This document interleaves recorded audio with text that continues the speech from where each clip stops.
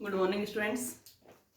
इससे पहले लेक्चर में हम लोगों ने क्लोनीय विधि को देखा था कि जिन फसलों के अंदर पर परागण नहीं किया जा सकता, उसमें परागण नहीं किया जा सकता, या फिर ऐसी फसलें जिनके बीज तैयार नहीं हो सकते, तो उन फसलों के अंदर कौन सी मेथड अपनाया जाता है।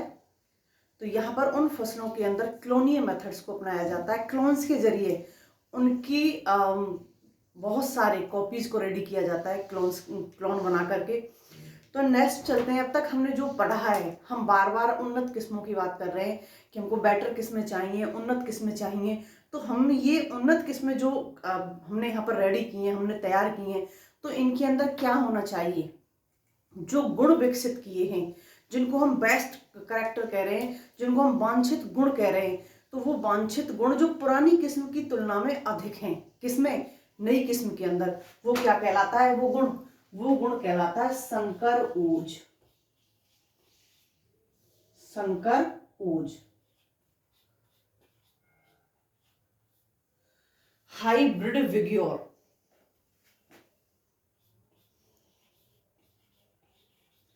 हाइब्रिड मीन्स संकर और विग्योर मीन्स ओज। विग्योर, संकर ओज। तो यहां पर संकर ओज क्या है, पुरानी किस्म की तुलना में, पुरानी किस्म की तुलना में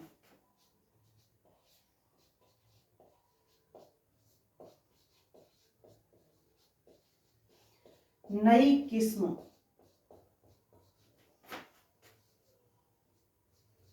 में अधिक वांछित गुण, अधिक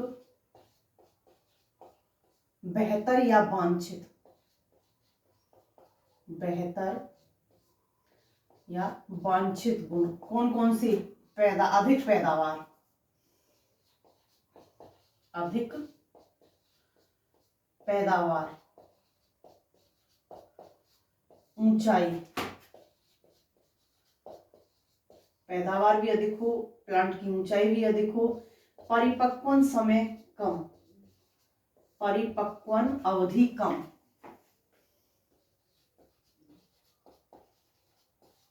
अवधि कम, पुष्पन अवधि कम, पुष्पन अधिक, सहनशीलता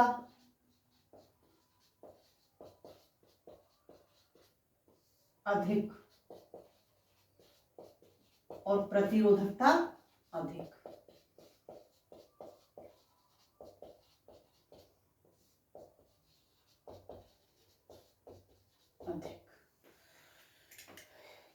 ये सभी गुण, अधिक बेहतर गुण क्या कहलाते हैं, संकर ओज कहलाते हैं।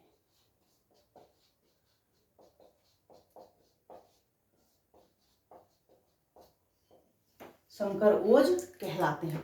तो स्टूडेंट्स, जब हम आप पीछे यहाँ पर हमने जितनी भी हमने यहाँ पर उसको विधियों को पढ़ा है, मेथड्स को पढ़ा है, तो उन सब में हमने ये तो पढ़ा है, हम स्टैंडर्ड किस्म के साथ में तुलनात्मक परीक्षण कर रहे हैं, पैदावार परीक्षण कर रहे हैं, विभिन्न परीक्षण केंद्रों पर परीक्षण कर रहे हैं। क्यों कर रहे हैं, क्या आवश्यकता पड़ गई इन सारी चीजों की। हमारे पास में पुरानी किस्म तो थी ही, पुरानी किस्म तो है हमारे पास में, तो हमको क्या चाहिए, उस किस्म से ज्यादा बेहतर चाहिए। जो हमारे पास में है उससे ज्यादा अधिक हमको बेहतर चाहिए, उससे ज्यादा पैदावार देने वाली होनी चाहिए, पैदावार अधिक होनी चाहिए, उन प्लांट से ऊंचाई अधिक चाहिए। सभी के अंदर नहीं होता है, लेकिन जिनकी प्लांट की हमको ऊंचाई चाहिए, उनकी ऊंचाई भी अधिक होनी चाहिए।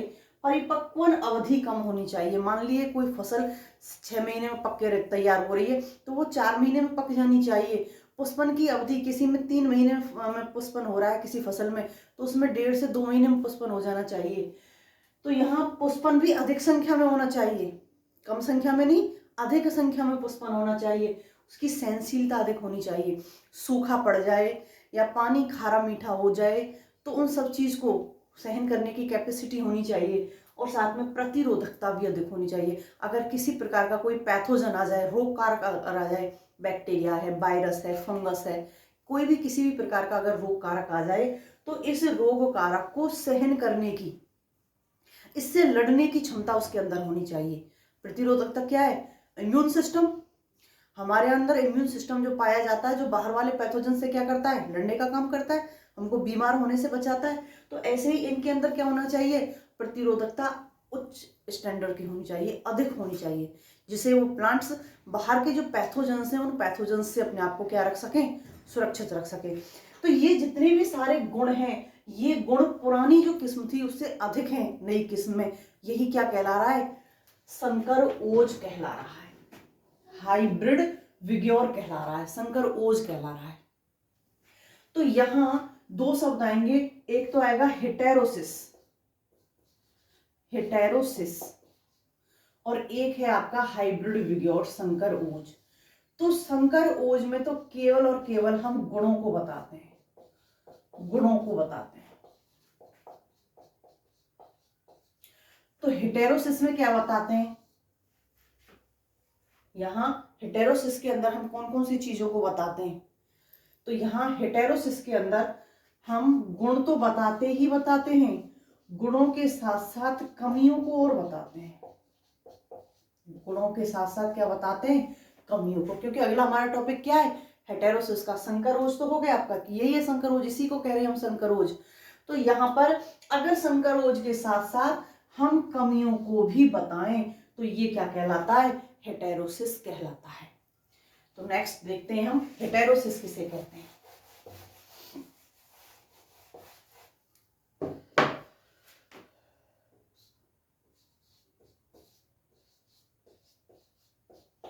हेटेरोसिस,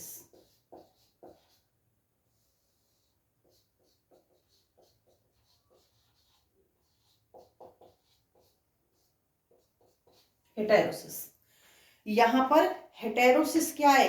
अनुकूलता या जनन क्षमता आदि के गुणों को बताया गया है यहाँ पर हेटेरोसिस में। तो यहाँ हेटेरोसिस के टाइप्स देखते हैं, टाइप्स कौन कौन से हैं। हेटेरोसिस तो हो गई कि अगर हम गुणों के साथ में कमियों को बताएं तो कमियों और गुणों को बताने वाला जो एक पॉइंट है वो क्या कहलाता है?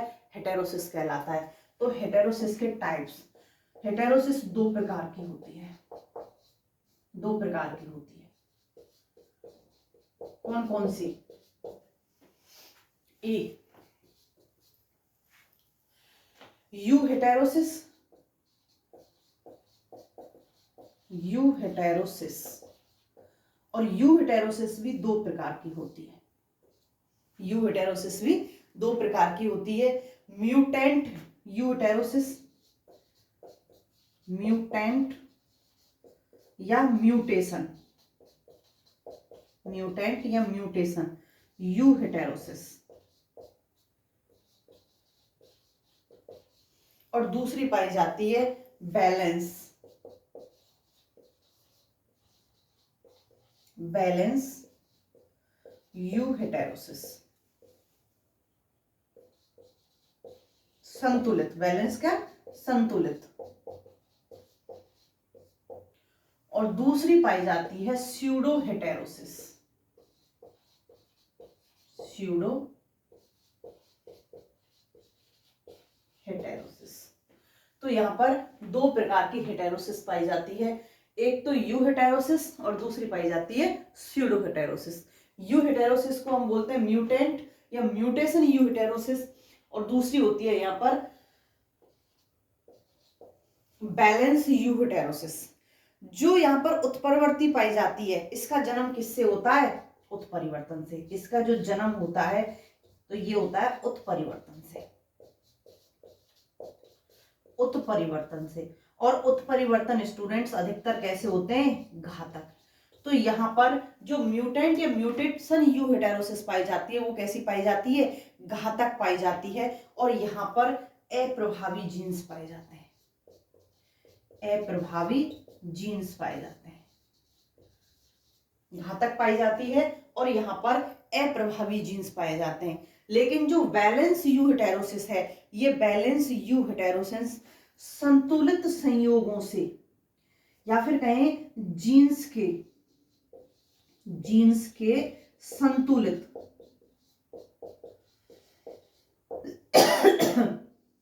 जीन्स के संतुलित संयोग से उत्पन्न होती है।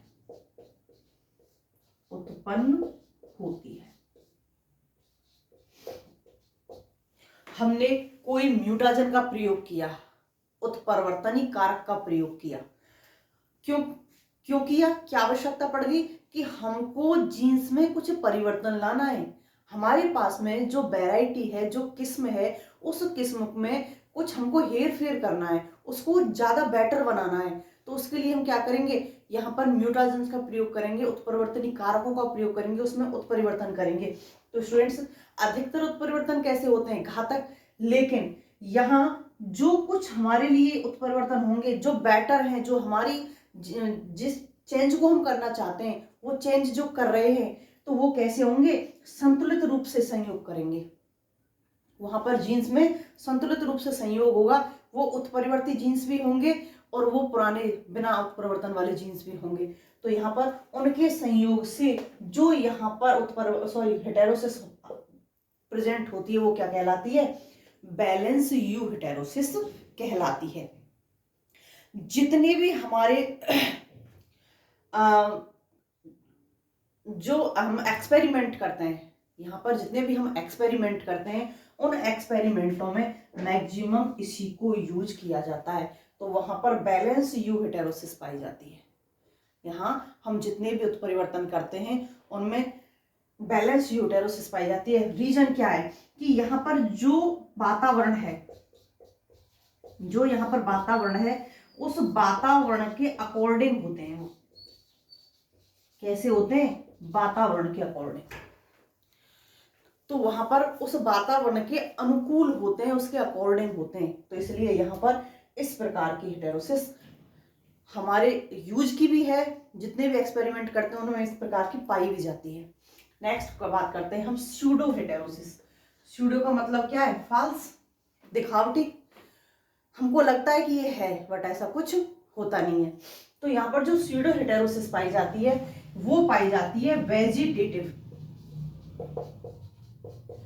जो वेजिटेटिव ग्रोथ वाली फसल होती हैं, क्रॉप होती हैं।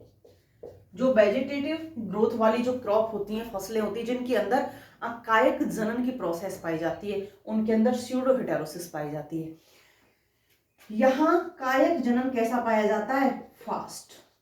यहां जो ग्रोथ पाई जाती है, वो ग्रोथ कैसी पाई जाती है? फास्ट पाई जाती है, अत्यधिक तीव्र पाई जाती है। तो जिनके अंदर बहुत अधिक तीव्रता से यहाँ पर ग्रोथ होती है, जिनके अंदर वेजिटेटिव ग्रोथ होती है, ऐसे प्लांट्स में अंतरजातीय संकर जो पौधे होते हैं, अंतराजातीय,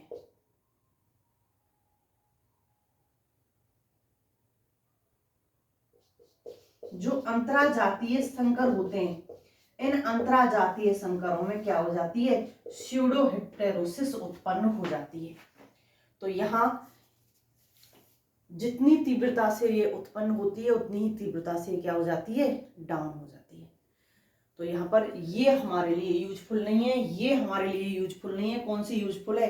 केवल बैलेंस हेटेरोसिस यूजफुल है।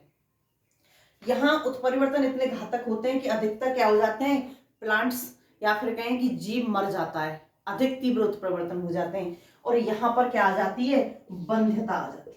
यहाँ क्या आ जाती है? बंध्यता। तो यहाँ पर इतनी अधिक समयुग्मकता आ जाती है, यहाँ इतनी मतलब जो अप्रभावी जीन्स है वो क्या आ जाती है?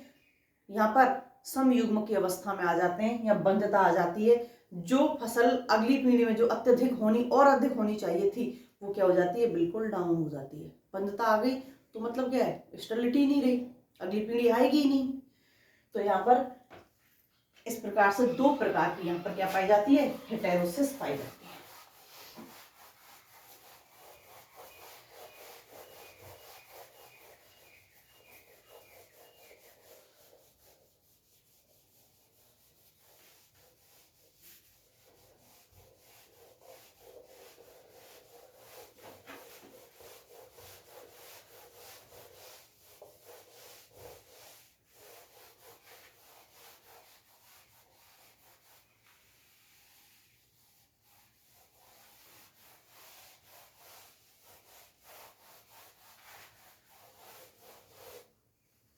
नेक्स्ट देखते हैं हम हेटेरोसिस की अभिव्यक्ति क्या है। हेटेरोसिस की अभिव्यक्ति, हेटेरोसिस की अभिव्यक्ति।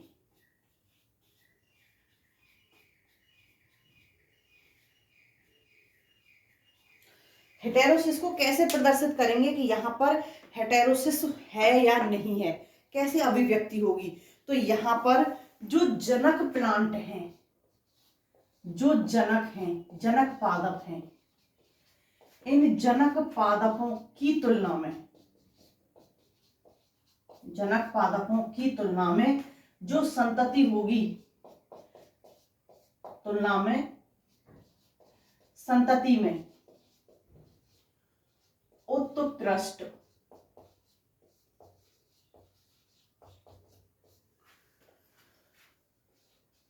गुण उपस्थित होंगे, उत्कृष्ट गुण उपस्थित होंगे। तो इसका मतलब जनक जो होते हैं, जनकों की तुलना में संतति क्या होती है, बेस्ट होती है। अब बेस्ट कैसे कैसे होगी वो देखते हैं। यहाँ पर जो संतति है वो बेस्ट कैसे है। फसल का शीघ्र परिपक्वता, फसल का शीघ्र परिपक्वन, फसल का शीघ्र परिपक्वन, अधिक उम्र का होना, अधिक उम्र का होना, एज क्या है, अधिक, अधिक उम्र का होना, बेहतर जीवन शक्ति, बेहतर जीवन शक्ति, जीवन शक्ति क्या होगी, अधिक, बेहतर जीवन शक्ति, बेहतर कायक प्रवर्धन, बेहतर कायक प्रवर्धन, एंड लास्ट पैदावार में बढ़ोतरी, पैदावार में बढ़ोतरी।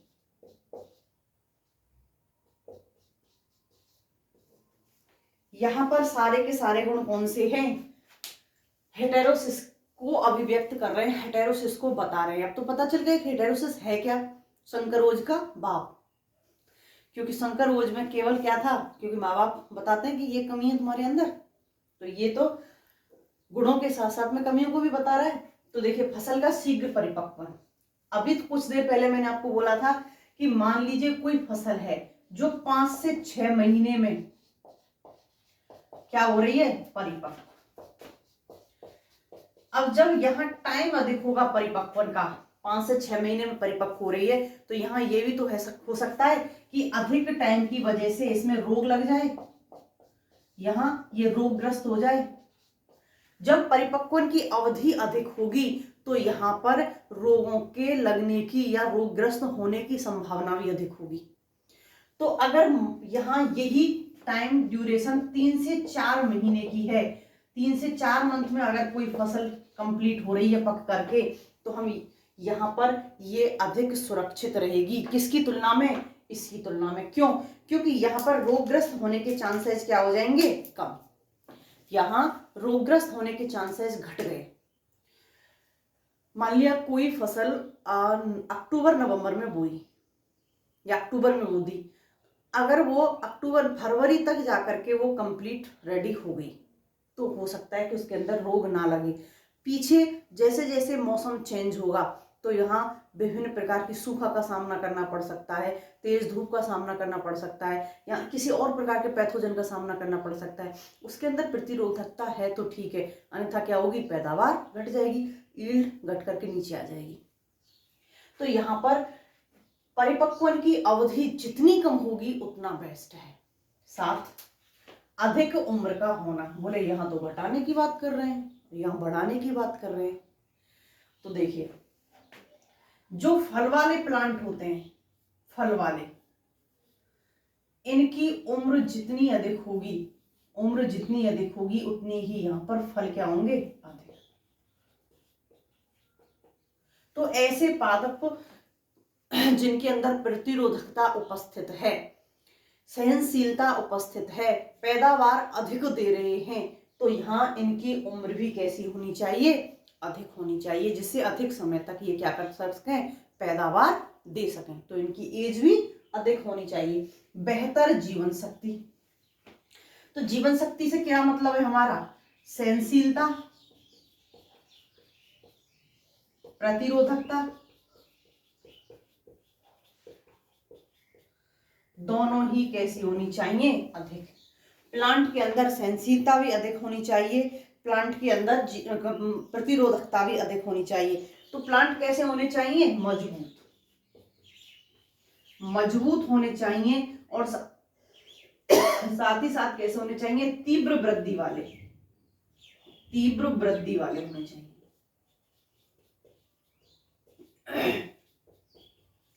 पादपों में वृद्धि कैसे होनी चाहिए, तीव्रता के साथ में होनी चाहिए, तीव्र वृद्धि वाले प्लांट्स होने चाहिए। बेहतर कायक प्रवर्धन, जिनके अंदर वेजिटेटिव ग्रोथ होती है, जिनके अंदर वेजिटेटिव ग्रोथ होती है, ऐसे प्लांट्स में कायक प्रवर्धन, तो क्या होगा, कायक जनन होगा, कायक जनन, इसको वेजिटेटिव रिप्रोडक्शन भी कह सकते हैं, कायक जनन। तो जिनके अंदर कायक जनन हो रहा है, तो यहां पर ऐसी किस्में होनी चाहिए जो कम समय में अधिक संख्या में, अपनी पहली वाली किस्म की तुलना में अधिक संख्या में, या क्या क्या दे सकें, पैदावार, अपनी पहली या कहें कि पुरानी किस्म की तुलना में, पुरानी किस्म की तुलना में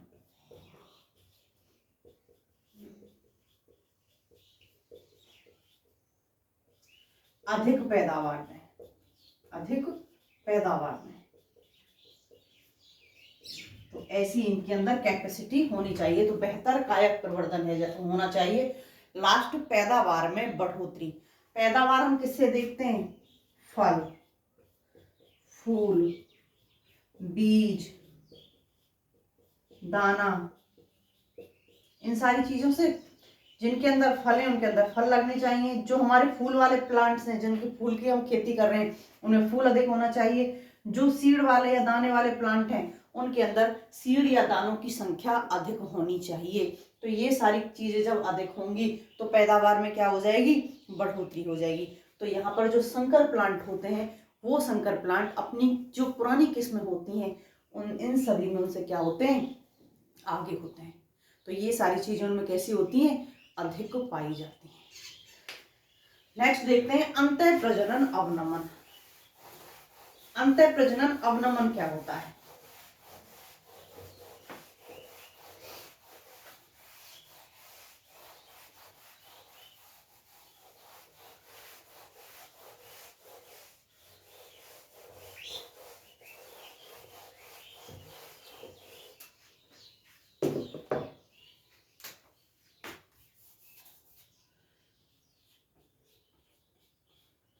अंतः प्रजनन अवनमन,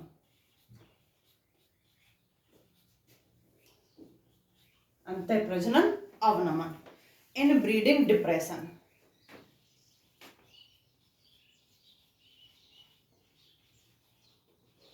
इन ब्रीडिंग डिप्रेशन। डिप्रेशन क्या है, टेंशन में आके गिर जाना। तो यहाँ पर अंतर प्रजनन अवनमन भी कुछ ऐसा ही होगा। तो किसे कहते हैं अंतर प्रजनन अवनमन, देखिए यहाँ पर जितनी भी पर परागित फसलें हैं जिनमें क्रॉस पॉलिनेशन पाया जाता है, वहां इस तरह की कंडीशन बहुत कम देखने को मिलती है। लेकिन जिनके अंदर स्वयं परागण पाया जाता है, जब स्वयं परागण होगा तो स्वयं परागण के कारण होमोजाइगोसिटी बढ़ती है।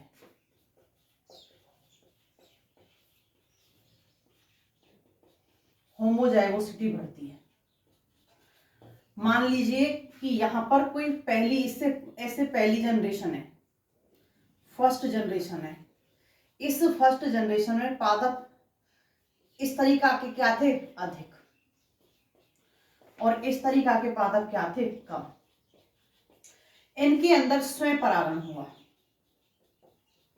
स्वयं परागण हुआ तो इनके अंदर ऐसे क्रॉस होगा और इनके अंदर कैसे होगा, ऐसे क्रॉस होगा। तो यहां क्या आएगा, ये दोनों कॉम्बिनेशन आएंगे।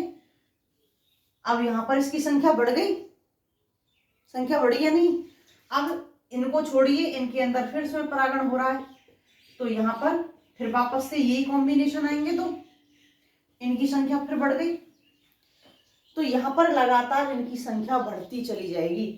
अब अगर T और T के अंदर, तो एक कंडीशन ये भी तो हो सकती है कि जो अप्रभावी जनक हैं, जो अप्रभावी जनक हैं, ये अप्रभावी जनक किसमें आ जाएंगे, होमोजाइगस अवस्था में। अप्रभावी जनक किसमें आ जाएंगे, होमोजाइगस अवस्था में। टी टी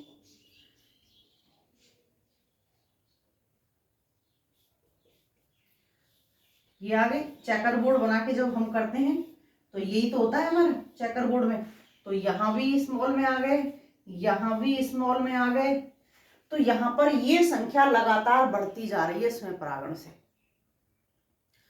तो यहां पर जो अप्रभावी जनक है वो कैसे आ रहा है, होमोजाइगस स्थिति में। तो स्टूडेंट्स, हमने अप्रभावी जनक को ही तो हटाया था पहले। अप्रभावी जनक की जगह पर हम कौन सा जनक लेके आ रहे थे, प्रभावी जनक। क्योंकि प्रभावी जनक अपनी अभिव्यक्ति प्रदर्शित करेगा जिसके अंदर वांछित गुण थे, तो इसके अंदर तो वांछित गुण है ही नहीं। तो यहाँ पर जब स्वयं परागण वाली जो फसलें होती हैं जिनके अंदर स्वयं परागण होता है, तो यहाँ पर होमोजाइगोसिटी बढ़ती हुई चली जाती है। यहाँ समयुग्मजता प्रत्येक पिंगड़े में बढ़ती हुई चली जाती है। और ये कब घातक सिद्ध होती है, जब अप्रभावी जीनों की, जब अप्रभावी जीन्स की संख्या बढ़ जाती है, संख्या बढ़ जाती है। और जीन्स की संख्या कब बढ़ेगी, जब ये होमोजाइगस स्थिति में होंगे। होमोजाइगस स्थिति में होंगे जब इनकी संख्या क्या होगी, बढ़ी हुई मानी जाएगी। क्योंकि हेटेरोजाइगस में तो ये अपना प्रभाव ही नहीं दिखाएंगे, दिखाएंगे किसमें, केवल होमोजाइगस अवस्था में। तो ये अप्रभावी जीन्स की संख्या बढ़ जाएगी और अप्रभावी जीन्स की संख्या बढ़ जाएगी।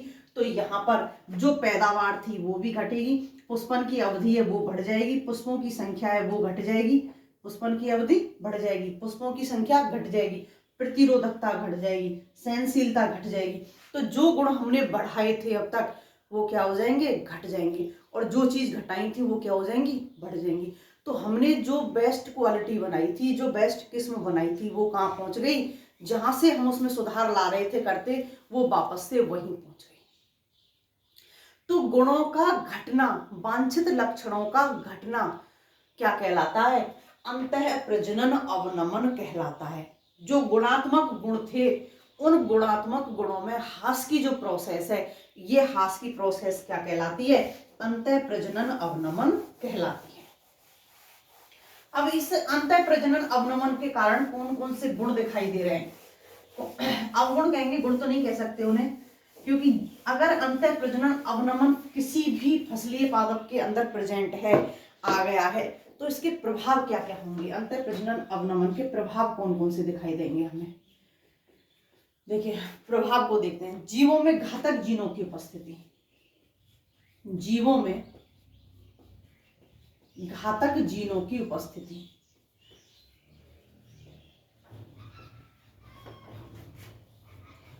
सबसे पहले तो प्लांट की लंबाई, अगर ये अवस्था है या ये अवस्था है तो पादप कैसा होगा, लंबा। लेकिन इस अवस्था में बार बार अगर स्वयं परागण हो रहा है तो ये क्या हो जाएगा, बोना। सेम कंडीशन ह्यूमंस के अंदर होती है, तो वहां भी लंबाई क्या हो जाएगी, घट जाएगी। तो यहाँ पर जो घातक जीन है वो होमोजाइगस अवस्था में आते हैं, अपना प्रभाव दिखा देंगे। ऐसे ही हीमोफीलिया, मनुष्य के अंदर हीमोफीलिया की जब जीन समयुग्मज अवस्था में आ जाती हैं तो क्या हो जाता है, हीमोफीलिया हो जाता है। Sickle cell anaemia, sickle cell anaemia, इसमें क्या हो जाती है, आरबीसी विकृत हो जाती है। दोनों ही रोग ह्यूमंस में पाए जाते हैं। तो यहाँ पर इनकी जीन जैसे ही होमोजाइगस अवस्था में आती हैं वैसे ही ये रोग क्या हो जाते हैं, प्रभावी हो जाते हैं, डोमिनेंट हो जाते हैं, दिखाई देते हैं। जनन क्षमता में कमी, जनन क्षमता में कमी आएगी। क्यों आएगी? क्योंकि जब अप्रभावी जीन्स क्या आ गए, समयुग्मजीय अवस्था में आ गए, तो जनन क्षमता में स्वतः ही कमी आ जाएगी। यहाँ अंतः प्रजनन अवनमन बढ़ जाएगा, वंशक्रम की जो जनन क्षमता है वो क्या हो जाएगी, कम हो जाएगी। संकर ओज में कमी आएगी। ये चित्तों काफी देर से पढ़ रहे हैं, तो यहाँ पर संकर ओज क्या हो जाएगा, घट जाएगा। पैदावार घट रही है, प्रतिरोधकता घट रही है, सारी चीजें घट रही हैं, तो संकर ओज एट लास्ट क्या हो गया, घट गया, कम हो जाएगा। यहाँ अंतः प्रजनन जो अवनमन आ रहा है उसकी वजह से क्या हो रही है, पैदावार भी घट रही है, पैदावार क्या हो रही है, कम हो रही है, सारी चीजें कम हो रही है, प्रतिरोधकता भी कम हो रही है। और यहाँ पर क्या बढ़ता है, होमोजाइगोसिटी बढ़ जाती है, होमोजाइगोसिटी बढ़ जाएगी। तो ये सारे प्रभाव किसकी वजह से हैं, अंतः प्रजनन अवनमन की वजह से। और सबसे जो घातक प्रभाव सामने दिखाई देगा वो पैदावार का घटना, पुष्पन की कमी, टाइम अवधि का बढ़ना, जो पुष्पन का टाइम है, परिपक्वन की अवधि का बढ़ना, और सबसे ज़्यादा जो घातक जीन्स हैं वो घातक जीन्स अब तो हम हैं, तो वो अपना प्रभाव बार बार दिखाएंगे वहाँ पर। तो इसी वजह से हीमोफीलिया, सिकल सेल एनीमिया, बौने पादपों का बनना, बौने लोगों का होना, ये सारी गुण यहाँ पर डिप्रेशन की वजह से प्रेजेंट होते हैं। Okay students.